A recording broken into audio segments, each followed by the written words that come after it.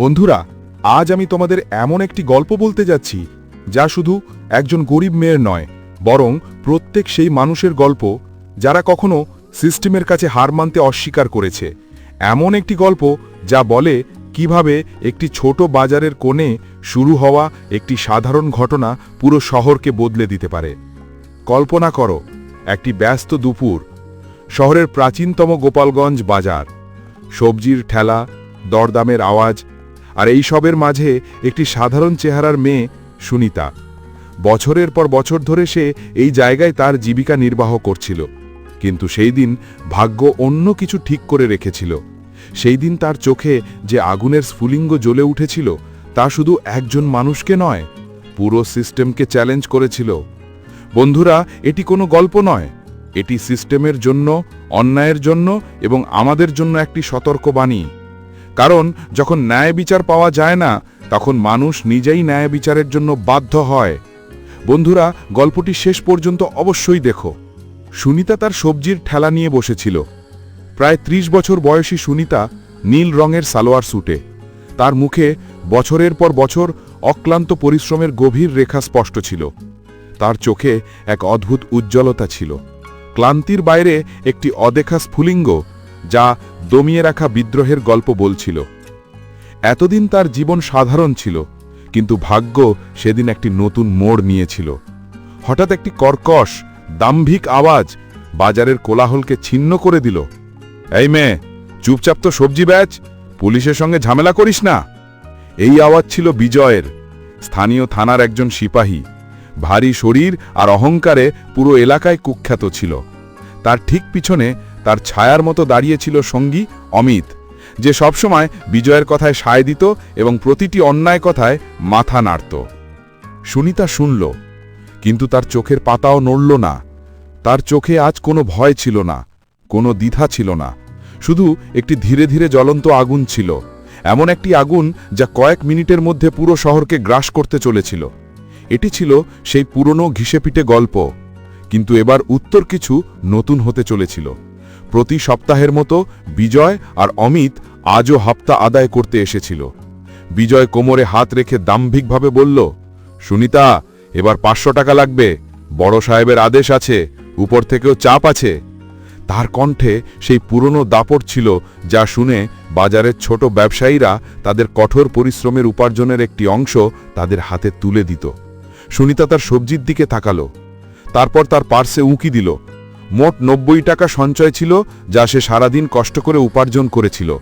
সে দমিত, প্রায় ফিসফিস করে বলল, বাবুজি, গত সপ্তাহে তো ১৮০ টাকা দিয়েছিলাম, এবার সবজিও দামি, একটু দয়া করুন। তার কণ্ঠে একটি হালকা মিনতি ছিল যা প্রায়শই তার অসহায়তা ও বাধ্যতা প্রকাশ করত। বেশি কথা বলিস না। বিজয়ের রাগ এবার ধৈর্য শেষ হয়ে গেল। রাগে ফেটে পড়ে সে সুনিতার ঠেলায় একটি জোরালো ধাক্কা দিল।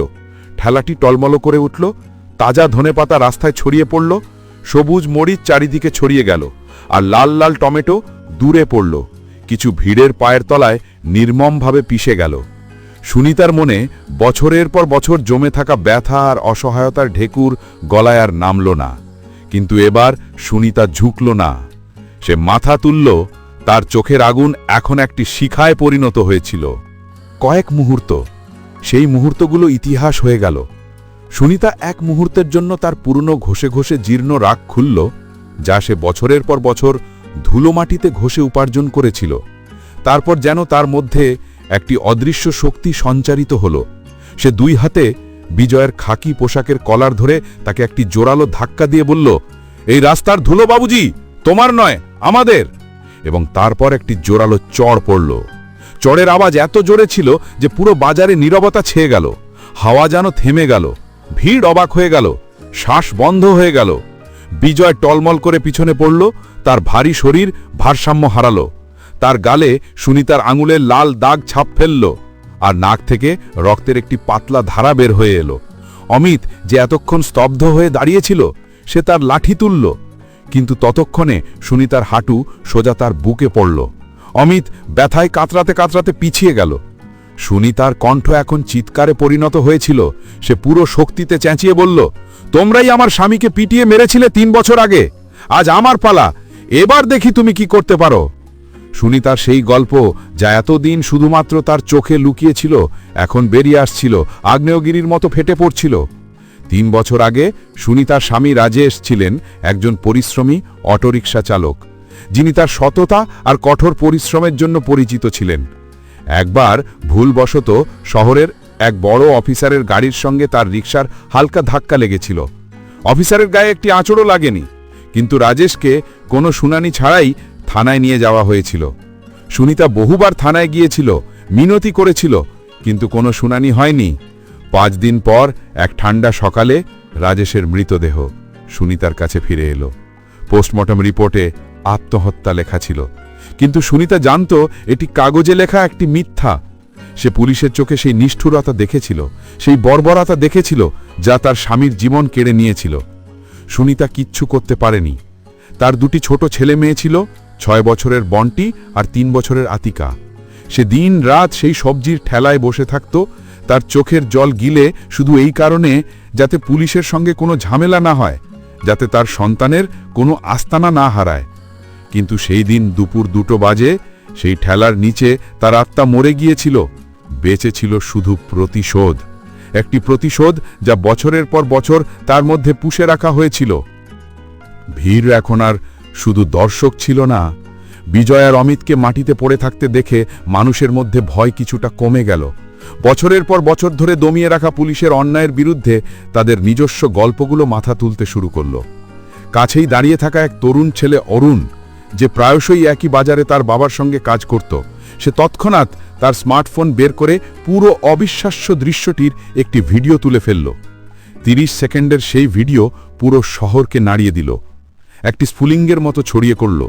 ভিডিওতে স্পষ্ট দেখা যাচ্ছিল একটি সাধারণ সবজি বিক্রেতা মহিলা একটি পুলিশ কর্মীকে চড় মারছে, আর তারপর তার মুখে লাথি পড়ছে। পিছনে 30-40 জন মানুষ হতভাগ হয়ে দাঁড়িয়েছিল, কারো মুখে ভয়, কারো মুখে দমিয়ে রাখা আনন্দ, এক অদ্ভুত তৃপ্তি। পুলিশকর্মী মাটিতে পড়েছিল, আর সুনিতার কণ্ঠ স্পষ্ট শোনা যাচ্ছিল, আমার স্বামীর মৃত্যুর জবাব দেব, চাই পুরো থানায় এসে পড়ুক। শহরের পরিবেশ বদলে গেল।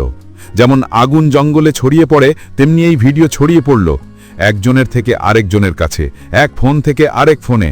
2 ঘন্টার মধ্যে 5টি হোয়াটসঅ্যাপ গ্রুপ, ফেসবুক পেজ আর স্থানীয় নিউজ চ্যানেলে সবজি বিক্রেতা বনাম পুলিশ শিরোনামে খবর চলতে শুরু করল। সোশ্যাল মিডিয়ায় সুনিতার গল্প দ্রুত ভাইরাল হতে লাগলো।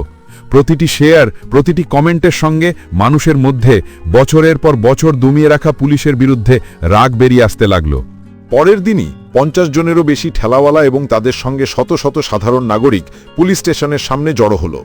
তাদের হাতে সবজির ঝুড়ি ছিল না, ছিল একটি প্ল্যাকার্ড, যার ওপর বড় বড় অক্ষরে লেখা ছিল, আজ আমরা সবাই সুনিতা। পুলিশের পাল্টা আক্রমণ এলো তীব্র ও নির্মম। সুনিতার বিরুদ্ধে তৎক্ষণাৎ এফআইআর দায়ের করা হলো এবং তাকে গভীর রাতে তার বাড়ি থেকে গ্রেফতার করা হলো। ধারা 303 অর্থাৎ হত্যার চেষ্টা, 386 অর্থাৎ সরকারি কর্মচারীর ওপর হামলা, দাঙ্গা সৃষ্টি এবং হত্যার হুমকির মতো গুরুতর ধারায় অভিযোগ দায়ের করা হলো। সুনিতাকে হাতকড়া পরিয়ে থানায় নিয়ে যাওয়া হলো, কিন্তু তার মুখে এক অদ্ভুত শান্তি ছিল, একটি বিজয়ের হাসি, এমন একটি হাসি যা বলছিল সে তার লড়াই শুরু করেছে। থানার বাইরে ভিড় ও রাগ দুটোই বাড়ছিল। মানুষ স্লোগান দিতে শুরু করল, সুনিতাকে মুক্ত করো, আমাদের ন্যায় বিচার চাই। ভেতরের সত্য বেশি দিন চাপা থাকতে পারল না। 2 দিন পর একজন স্থানীয় আরটিআই কর্মী শ্রীবাস্তব, যিনি নির্ভীকতা ও অন্যায়ের বিরুদ্ধে লড়াই করার জন্য পরিচিত, পুলিশ স্টেশনের সিসিটিভি ফুটেজ ও বিজয় ও অমিতের পুরনো মামলার ফাইল বের করলেন। যে সত্য প্রকাশ পেল তা পুরো শহরকে হতবাক করে দিল। জানা গেল বিজয়ের বিরুদ্ধে আগে থেকেই 8টি অভিযোগ ছিল: জমি দখল, ছোট ব্যবসায়ীদের হুমকি, অবৈধ হপ্তা আদায়, যা সবসময় ক্ষমতা ও টাকার জোরে চাপানো হতো। গত 2 বছরে 40 জনেরও বেশি সবজি বিক্রেতার কাছ থেকে হপ্তা আদায়ের রেকর্ড ছিল, যার কারণে অনেক ছোট ব্যবসা ধ্বংস হয়ে গিয়েছিল। আর সবচেয়ে বেদনাদায়ক বিষয়, রাজেশের মৃত্যুর মামলাটি পুনরায় খোলা হলো। ফরেন্সিক রিপোর্টে তার শরীরে মারাত্মক পিটুনির চিহ্ন পাওয়া গেল, যা স্পষ্ট বলছিল তার মৃত্যু আত্মহত্যা নয়, বরং বর্বরতার ফল। পুলিশ ইচ্ছাকৃতভাবে তথ্য লুকিয়ে রেখেছিল। এই নতুন প্রমাণ সামনে আসতেই পুরো শহরের জনমানুষ সুনিতার পক্ষে চলে গেল। মিডিয়াও এই গল্পকে প্রাধান্য দিয়ে দেখাতে শুরু করলো এবং জাতীয় স্তরে বিতর্ক শুরু হলো। আদালতে শুনানি হলো এবং রায় এলো, যা একটি নজির স্থাপন করল।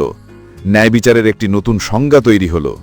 6 দিন পর মামলাটি ফাস্ট ট্র্যাক কোর্টে পৌঁছল। বিচারক ঐতিহাসিক রায় ঘোষণা করলেন। যখন আইনের রক্ষকই ভক্ষক হয়ে ওঠে, তখন জনগণের প্রতিরোধী ন্যায় বিচারের রূপ। সুনিতা দোষী নয়, বরং এটি সিস্টেমের জন্য একটি সতর্কবাণী। সুনিতার বিরুদ্ধে দায়ের করা এফআইআর খারিজ করা হলো। বিজয়কে তৎক্ষণাৎ সাসপেন্ড করা হলো এবং তার বিরুদ্ধে ফৌজদারি মামলা চালানোর আদেশ দেওয়া হলো। অমিতের বদলি করা হলো একটি দূরবর্তী গ্রামীণ এলাকায়, যেখানে সে আর কাউকে বিরক্ত করতে পারবে না। আজ সুনিতা কোথায়? সে এখনও সেই গোপালগঞ্জ বাজারে ঠেলা চালায়, কিন্তু একা নয়। প্রতি বৃহস্পতিবার তার পাশে আরও 3 জন বিধবা মহিলা বসে থাকে, যারা সিস্টেমের বর্বরতার শিকার হয়েছে। তাদের সঙ্গে একজন বৃদ্ধ ফেরিওয়ালা থাকে, যার ছোট দোকান পুলিশ জোর করে সরিয়ে দিয়েছিল। আর অরুণ, সেই ছেলে যে ভিডিও তুলেছিল, এখন একটি ছোট্ট ডিজিটাল মার্কেটিং এজেন্সি চালায় এবং বিনামূল্যে সুনিতা ও অন্যান্য রাস্তার বিক্রেতাদের ব্র্যান্ডিং করে। তাদের সংগ্রামের গল্প বিশ্বের কাছে পৌঁছে দেয়, যাতে সমাজে সচেতনতা আসে। আর সেই ঠেলায়, যা এখন আগের চেয়ে অনেক বেশি সম্মানের সঙ্গে দেখা হয়, একটি প্ল্যাকার্ড ঝুলছে। এটি শুধু সবজি নয়, এটি ন্যায় বিচারের গন্ধ। সুনিতার গল্প একটি প্রতীক হয়ে উঠেছে, সেই অদম্য শক্তির প্রতীক যা একজন সাধারণ মানুষের মধ্যে থাকে যখন সে অন্যায়ের বিরুদ্ধে দাঁড়ায়। সুনিতা দেখিয়েছে যে একটি একক স্ফুলিঙ্গ পুরো অন্ধকারকে আলোকিত করতে পারে। সে এখন শুধু একটি নাম নয়, একটি প্রেরণা, সাহসের প্রতীক, যা বছরের পর বছর নীরবতার পর শব্দে রূপান্তরিত হয়, সেই ঝড়ের যা অন্যায়ের শিকারকে কাঁপিয়ে দেয়। বন্ধুরা, গল্পটি কেমন লাগলো? যদি ভালো লেগে থাকে, চ্যানেলটি সাবস্ক্রাইব করো, ভিডিওটিতে একটি লাইক দাও, আর তুমি কোথা থেকে ভিডিওটি দেখছো সেটিও জানাও।